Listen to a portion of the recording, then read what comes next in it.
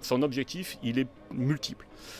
Il va permettre au niveau des personnels qui vont s'occuper de gérer ce véhicule, donc les géomaticiens et les cartographes, de pouvoir arriver à récupérer toutes les données que l'on a, que ce sont nos données, nos référentiels, nos données propres au SDIS avec nos éléments opérationnels, mais aussi les données des partenaires extérieurs pour, lors d'une intervention, pouvoir apporter des éléments complémentaires pour l'anticipation, pour la gestion de l'intervention au niveau du commandant des opérations de secours, mais qui permettra aussi de pouvoir arriver à faire des présentations au niveau de la presse ou au niveau du directeur des opérations de secours, du maire ou du préfet ou d'une autorité qui viendrait pour comprendre ce qui se passe.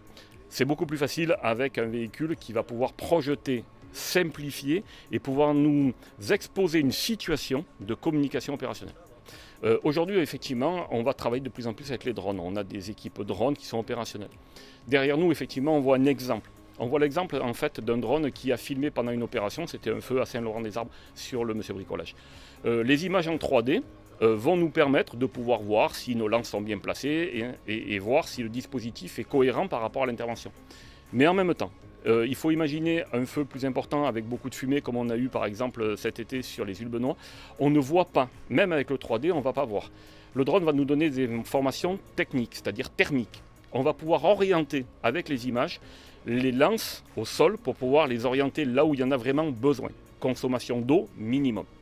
En même temps, ces images vont être exploitées et c'est l'avenir qui va nous aider pour pouvoir arriver à les modéliser en 3D et donc voir les risques pour les sapeurs-pompiers, notamment de la structure qui va se déformer ou qui risque de s'effondrer. Donc ça va nous permettre d'avancer, d'être plus efficace au niveau de la lutte, mais également plus efficace au niveau sécurité. Donc l'objectif, c'est qu'on finisse les paramétrages et des bases de données pour qu'ils soient pour cet été, avec la campagne feu de végétation, parfaitement opérationnels et avec toutes les liaisons de nos partenaires.